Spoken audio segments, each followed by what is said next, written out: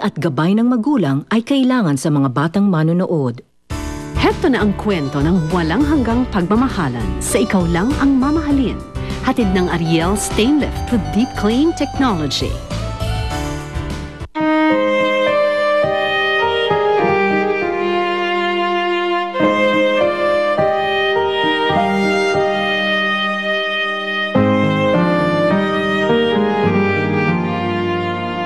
Babalik na uli dito si Mrs. Puentebella. Kakasal kami ulit. Fine para sa akin kung papakasalan mo siya.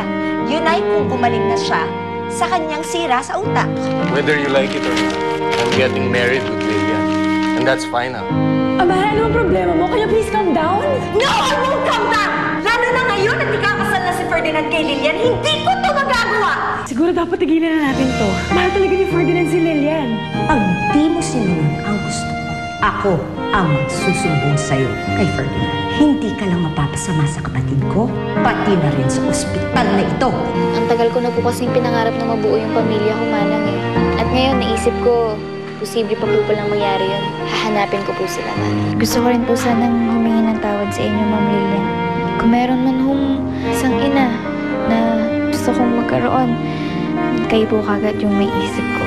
Eh, sinasabi mo, bitiwan mo nga ako. Masama ka, alam ko may masama kang bala kay Maylin. Ferdinand, palayasin mo yan.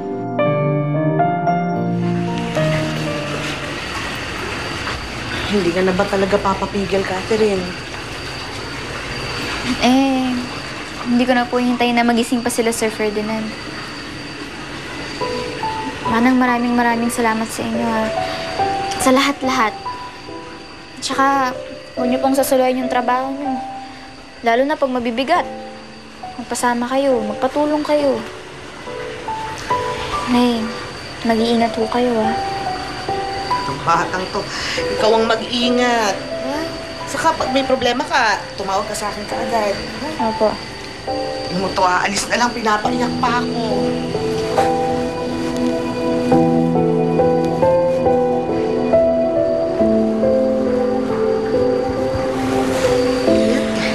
Sige po.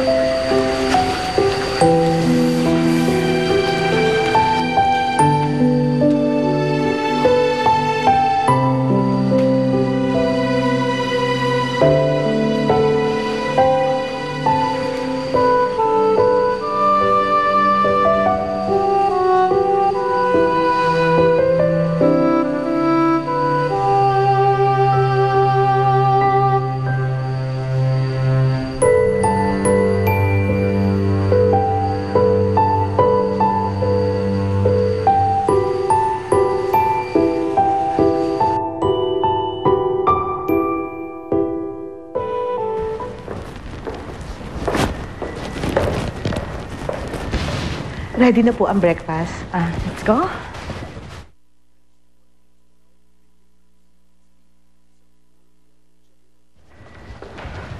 Mara, Maylin, mamaya darating yung wedding coordinator para masukatan kayo. Maylin, ikaw ang maid of honor, ha? Mara, sama ka rin sa entourage. Pwede ba, Ferdinand? Huwag mo na akong isama sa entourage mo. Mara naman. Nakikiusap ako sa'yo. At nakikiusap rin ako sa'yo, Ferdinand. Huwag mo akong pilitin. Well, if that's what you want.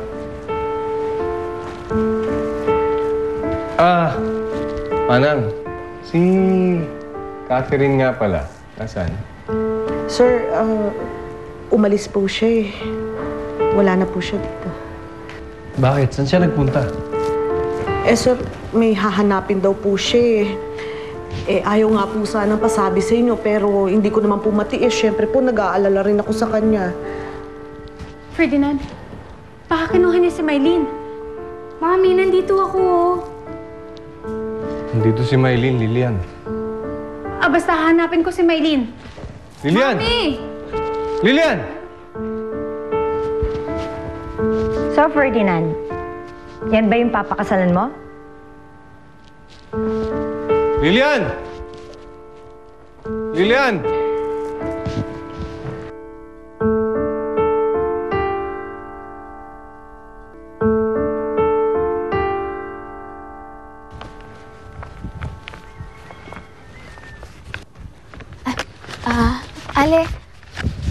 tong address na to? Ay, oo. Dito nga. Pumasok ka doon, no? O, sige po. Salamat po. Sige. Sabi ni Inay sa sulat, dito raw niya ako napulot. Baka may naaalala ko sa nakakaraan ko. Dito ba ako tumira? Dito ba dati nakatira yung mga magulang ko?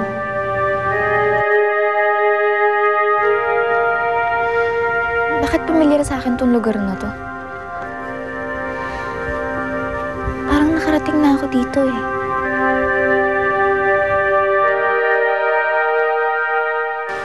Charles, bilis! Bro, traffic. Makakabalik tayo niyan. Hirap eh. Nagharap akong damit eh. Para ka namang babae. Tagal mo, bilis. Charles? Hello. Maylin, ang ginagawa mo dito? Pwede ka bang makausap?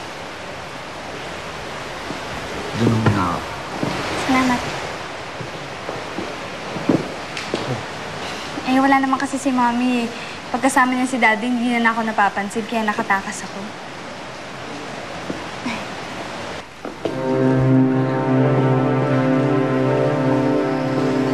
Bakit? Wala naman si Mami ah. Wala namang nakakakita sa atin. Nahihiya ka ba kay Victor? Baka ba okay lang yun mo?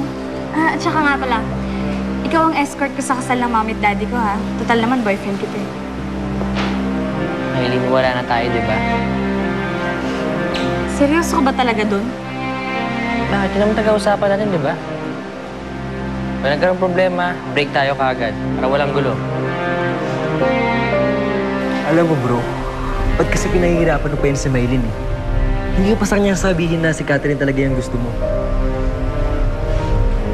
Ah, ganon. Si Catherine yung gusto mo? Eh, paano kung sabihin ko sa'yo na wala na siya sa bahay namin? Lumayas na siya. Hindi na siya babalik at malabo nang magkita kayo ulit.